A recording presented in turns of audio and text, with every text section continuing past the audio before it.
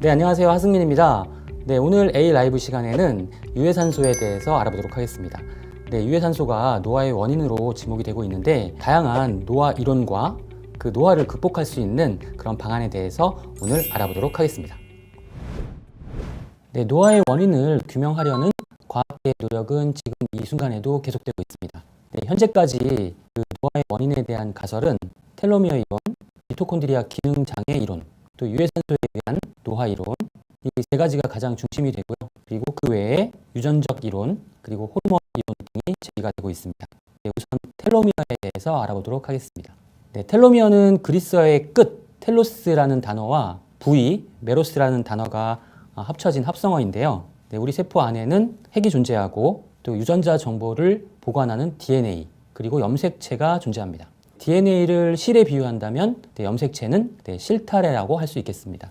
염색체 말단 부위에 반복적인 염기 서열을 가지는 DNA 조각이 있는데 이 부분을 텔로미어라고 합니다. 텔로미어의 특징은 세포가 분열하면 분열할수록, 분열이 반복될수록 조금씩 짧아진다는 그런 특징을 가지고 있습니다. 사람을 예로 한번 들어보겠습니다. 사람이 성장기에 있을 때에는 세포가 분열하면서 이제 성장을 하게 되죠. 근데 어느 순간에 이 텔로미어가 점점 짧아지면서 세포 분열이 중단되는 그런 시점이 이제 오게 되죠. 이렇게 되면은 세포는 오래된 세포는 제거가 되고 또 새로운 세포가 생성되지 않기 때문에 노화가 시작되고 또 신체 기능이 저하되면서 질병이 발생하게 됩니다. 이러한 세포 분열의 한계를 이 현상을 발견한 그런 학자 이름을 따서 헤이플릭 리미트라고 하는데 세포 분열의 한계라고 해석을 할 수가 있겠습니다. 만약에 세포 분열의 한계를 우리가 극복할 수 있다면 계속 새로운 세포가 생성이 되면서 또 노화도 지연시킬 수가 있겠죠. 네, 바로 텔로머레이즈라고 하는 효소인데요. 이 효소는 세포 안에 존재하면서 짧아진 텔로미어를 다시 복구시키는 그러한 역할을 하는 효소라는 것이 밝혀졌죠. 예를 들어서 우리가 상처가 나면 새로운 세포를 생성을 해서 조직을 재생시켜야 하는데 이렇게 조직을 재생시킨 역할을 하는 그러한 세포가 줄기세포고요. 줄기세포는 그 세포가 생명을 유지하는 동안에는 계속 분열을 할 수가 있는데 그 이유가 바로 이 텔로머레이즈라고 하는 효소가 존재하기 때문입니다. 네, 그림에서 보시면 이 빨간색 동그라미 안의 부분이 텔로미어 부분이고요. 초록색 타원형의 모습을 띠고 있는 것이 이제 텔로머레이즈라는 효소인데 지금 이 그림은 텔로미어에 텔로머레이즈가 결합을 해서 새롭게 텔로미어를 복원시키는 그러한 과정을 보여주고 있습니다. 네, 과학계에서는 텔로머레이즈를 활성화시켜서 텔로미어를 유지할 수 있다면 수명을 연장할 수 있다. 이런 가설을 세워서 연구를 진행했었는데 이제 문제가 생겼습니다. 이 과정에서 이제 돌연변이 세포가 발생을 하게 된 것이죠. 암세포입니다. 그래서 현재 과학계에서는 이러한 부작용 없이 텔로미어를 유지할 수 있는 방법, 이러한 문제를 해결하는 것이 현재 과학의 당면 과제라고 할 수 있겠습니다. 노화와 관련된 두 번째 이론은 미토콘드리아 기능 저하 이론입니다. 미토콘드리아의 기능 저하가 노화와 질병의 원인이다라고 하는 이론인데요. 미토콘드리아는 세포 안에 존재하는 기관이고 또 에너지를 생성하는 그런 역할을 하죠. 어떤 이유인지는 아직 정확하게 밝혀지지는 않았는데 미토콘드리아의 기능이 저하되면서 생명활동에 필요한 에너지를 정상적으로 생성하지 못하게 되고요. 또 이렇게 되면 세포활동이 유축되어서 노화가 진행된다는 그러한 가설을 세우고 있습니다. 그럼 과연 미토콘드리아의 기능이 저하되는 원인은 무엇일까요? 이 세 가지 원인을 대표적으로 제시하고 있는데 첫 번째는 활성산소가 증가하기 때문, 두 번째는 돌연변이 단백질의 양이 증가하기 때문이다. 세 번째는 에너지를 생성하는 전자 전달계에 문제가 생기기 때문이다. 이렇게 추측을 하고 있습니다. 문제는 그 미토콘드리아의 기능 저하가 악순환을 발생시킨다는 점인데요. 예를 들어서 활성산소 때문에 미토콘드리아 기능 저하가 발생한다면 미토콘드리아의 자체적인 항산화 기능이 떨어지고요. 또 유해산소를 정상적으로 제어하지 못하게 되기 때문에 이러한 결과가 다시 또 미토콘드리아의 기능을 저하시키게 되고 이러한 과정, 이러한 악순환이 반복된다는 것이죠. 노화의 원인 세 번째 이론은 프리라디칼 이론입니다. 유해산소 이론이죠. 유해산소는 미토콘드리아에서 에너지를 생성하기 위해서 산소를 소비하고 그리고 이제 찌꺼기 산소를 의미하는데요. 이 찌꺼기 산소는 빈 전자 공간을 가지고 있습니다. 전자를 채우기 위한 아주 큰 반응성을 가지고 있기 때문에 반응성 산소종이라고 부르기도 합니다. 이 빈 전자 공간을 채우기 위해서 우리 세포로부터 전자를 뺏어오게 되는데 이렇게 되면 우리 세포는 손상을 입게 되죠. 어떤 손상을 입게 되냐 하면 미토콘드리아가 손상된다거나 세포막이 산화되고 혹은 DNA를 손상시켜서 돌연 변이를 유발시키기도 합니다. 이러한 손상이 축적이 되면 세포가 괴사를 하게 되고 또 조직이 제 기능을 발휘하지 못하기 때문에 노화와 질병이 발생한다는 것이죠. 그래서 프리라디칼 이론에서는 그 노화 질병의 주범을 유해산소로 지목을 하고 있습니다. 여기서 이제 기억하셔야 될 부분들이 이제 산화와 환원이라는 개념인데요. 유해산소는 전자를 뺏어오려는 성질이 크고요. 또 우리 세포는 유해산소에 의해서 전자를 뺏기게 됩니다. 전자를 채우는 그런 반응을 우리가 환원 반응이라고 하고, 전자를 내어주는 반응을 산화 반응이라고 합니다. 유해산소로부터 우리 몸을 보호하는 것이 항산화제입니다.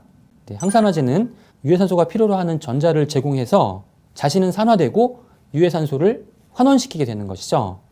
그런데 2000년대 중반쯤에 항산화제 무용론이 등장을 하게 되는데요.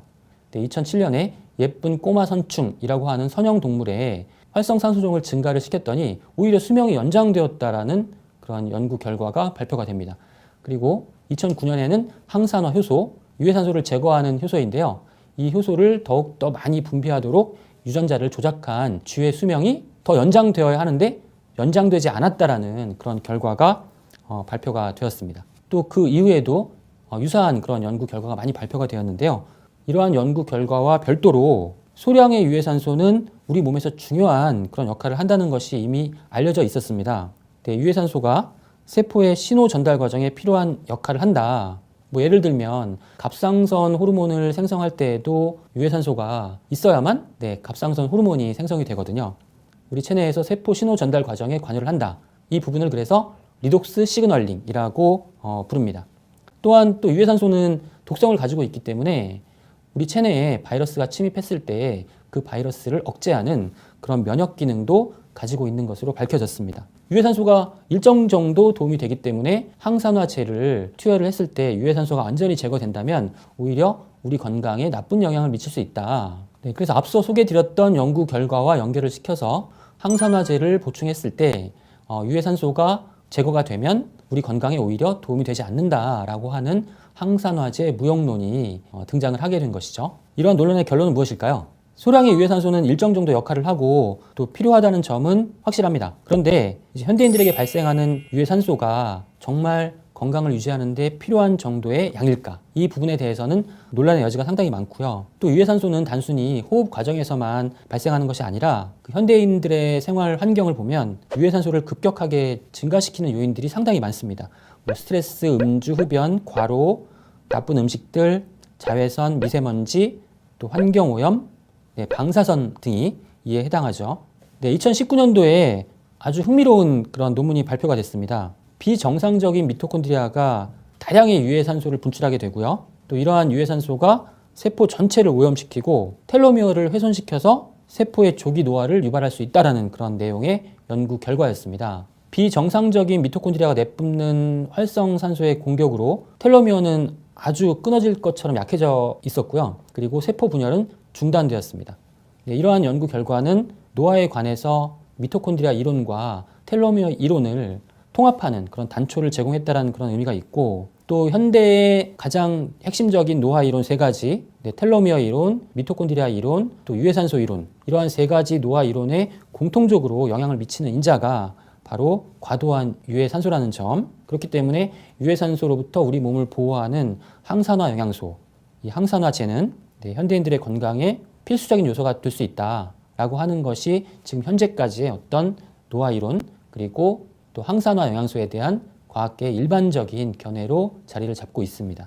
다음으로는 항산화 영양소에 대해서 살펴보도록 하겠습니다. 항산화 영양소는 여러 가지가 존재하는데 인체 내에서 단독으로 작용하는 것이 아니고 상호 보완, 협력, 제어하는 네트워크를 구축하고 있습니다. 이러한 부분을 항산화 네트워크라고 하는데요. 항산화 네트워크는 다시 항산화 영양소계와 항산화 효소계로 구분할 수 있습니다. 항산화 영양소계, 다양한 항산화 영양소가 서로 상호작용을 하기도 하지만 또 인체의 각기 다른 부분에서 작용한다는 특징도 있기 때문에 여러 가지 다양한 항산화 영양소를 골고루 잘 섭취하는 것이 중요하다라는 부분을 말씀을 드리고 싶고요. 중요한 항산화 영양소의 그런 기능에 대해서 정리를 해보면 비타민C의 경우에는 우리 체내에서 수분 농도가 높은 조직, 혈구세포, 두뇌, 부신, 눈 등에 주로 많이 작용을 하는 그런 항산화 영양소 있고요. 비타민 E의 경우에는 혈관 내에서 혈중 중성지방 그리고 LDL 콜레스테롤 산화를 억제하기 때문에 혈액순환에 도움이 되고 또 심혈관계 건강에 도움이 되는 항산화 영양소라고 정리할 수 있겠습니다. 또 베타카로틴의 경우에는 상피 조직, 피부, 또 소화기, 호흡기, 생식 등과 같은 이러한 상피 조직에서 항산화 기능을 담당하게 됩니다. 코엔자임 Q10은 미토콘드리아 안에 존재하기 때문에 유해산소가 최초로 발생하는 그런 단계에서 미토콘드리아에서 에너지를 생성하면서 유해산소가 발생하기 때문에 최초로 유해산소가 발생하는 단계에서 항산화 작용을 한다라고 하는 그런 특징을 가지고 있습니다. 다음은 항산화 효소계에 대해서 살펴볼 텐데요. 지금 보시는 화면에서는 항산화 영양소 중심으로 이 표시를 하고 있기 때문에 항산화 효소가 잘 보이지 않는데요. 이 항산화 효소계를 다른 그런 화면으로 좀 설명을 드리도록 하겠습니다. 지금 이 화면에서 산화형 글루타티온 GSSG 그리고 환원형 글루타티온 GSH를 잘 봐두시고요. 다음 그림으로 넘어가 보겠습니다. 지금 이 그림에서 GSSH와 GSH가 보이시죠? 글루타티온 앞에 화면에서 보셨던 글루타티온을 중심으로 해서 항산화 효소계를 표현한 그림인데요. 셀레늄을 중심으로 하는 GPX가 있고요. 그리고 SOD, 카탈레이즈 등과 같은 항산화 효소가 앞에 그 항산화 영양소와는 별도로 또 항산화 작용을 네트워크를 형성하면서 또 진행을 하게 됩니다. 이 항산화 효소는 우리 체내에서 합성이 돼서 항산화 역할을 하게 되는 것인데요. 이 항산화 효소를 합성하기 위해서 중요한 그런 영양소가 바로 미네랄이라고 할 수 있겠습니다. SOD 같은 경우에는 구리, 아연, 망간, 그리고 GPX는 셀레늄, 또 CAT는 철분이 필요한 그런 항산화 효소이기 때문에 이런 다양한 미네랄을 충분하게 섭취하는 것도 우리 체내에서 항산화 효소를 정상적으로 합성해서 유해산소를 제거할 수 있는 그러한 중요한 항산화 기능에 가장 바탕이 된다는 점도 기억해 주셨으면 좋겠습니다. 지금까지 살펴본 바와 같이 현대인들의 노화와 질병의 원인 그 중심에는 유해산소가 있습니다. 유해산소가 우리 체내에서 일정 정도 역할을 하는 것은 맞지만 현대인들에게는 과도한 유해산소가 건강을 위협하는 가장 핵심 요인이기 때문에 유해산소로부터 우리 몸을 보호할 수 있는 그러한 다양한 항산화 영양소를 꾸준하게 잘 섭취하는 것도 건강에 도움이 되는 그런 방안임을 기억해 주셨으면 좋겠습니다. 경청해 주셔서 감사합니다.